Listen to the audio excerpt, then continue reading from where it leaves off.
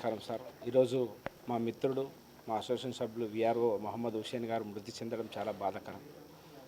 ఇలాంటి సంఘటన మరీ పునరావృతం కాకూడదని ఇందుకు ఏదైతే మా విఆర్ఓ గారు ఆ సూసైడ్ నోట్లో వర్క్ ప్రెజర్ అంటే బూత్ లెవెల్ ఆఫీసర్ విధుల నిర్వహణ విషయంలో బాధపడుతూ ఈ యొక్క సూసైడ్ నోట్ రాసి ఉన్నారు. ఆ సూసైడ్ నోట్ రాసినటువంటి సందర్భంగా ఇలాంటి అనారోగ్య పరిస్థితుల దృష్ట్యా ఆయన గతంలోనే వెన్నుముక ఆపరేషన్ చేయించుకొని 6 నెలల పాటు విధులకు రాకుండా అంటే తన పై అధికారులతో సెలవు పెట్టి ఆ 6 నెలలు జీతం లేకుండా ఉన్నాడు. తదుపరి ఆయన జీవనం అంటే ఆయన కుటుంబాన్ని పోషించడానికి మరి ఈ ఉద్యోగం చేస్తేనే ఆయన కుటుంబాన్ని గడిపించగలిగినటువంటి సందర్భంలో మళ్ళీ విధులకు హాజరు కావాల్సింది వచ్చింది.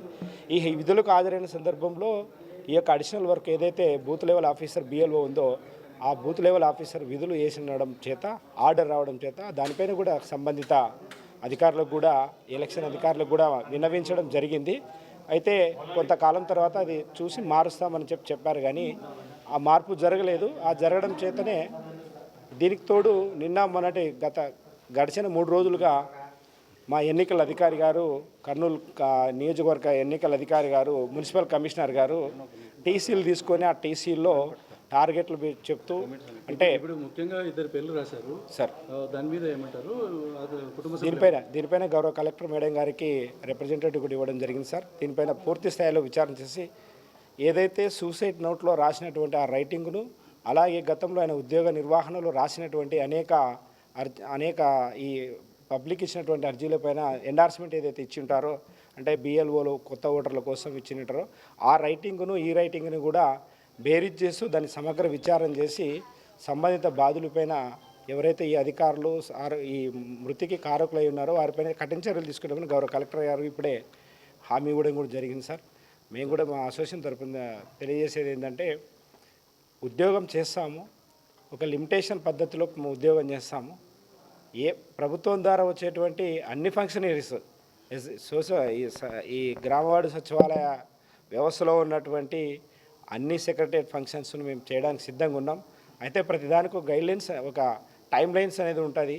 ఆ టైం లైన్స్ని కూడా తప్పించి ఇవాళ చూస్తున్నాం సార్. గత 2 రోజులుగా చూస్తే 5 గంటల తర్వాత ఫిజికల్గా మీటింగ్ కండక్ట్ చేయడం జరుగుతుంది సార్.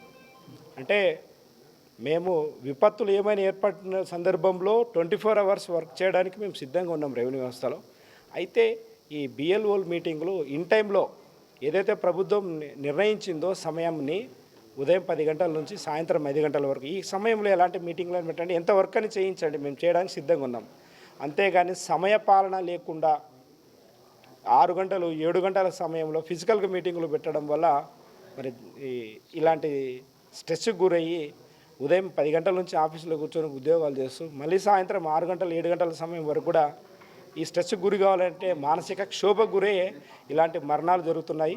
ఇందులో భాగంలో గతంలో ఇక్కడ ఇదే కర్నూలు మున్సిపల్ కార్పొరేషన్లో పనిచేస్తూ మృతి చెందినటువంటి ఒక మా తోటి విఆర్ఓ మద్దిలేటి గారు మరణిస్తే దానికి సంబంధించినటువంటి కనీస మానవతా దృక్పథంతో కూడా ఆలోచించలేనటువంటి పద్ధతుల్లో ఆయనకు రావాల్సిన కనీస మట్టి ఖర్చులు కూడా ఇవ్వలేని పరిస్థితి. అంటే ఇప్పటికి ఆయన మృతి చెంది 1 year అవుతున్నప్పుడు కూడా కర్నూలు మున్సిపల్ కార్పొరేషన్ అధికారులు చాలా నిర్లక్ష్యంగా వహిస్తున్నారు.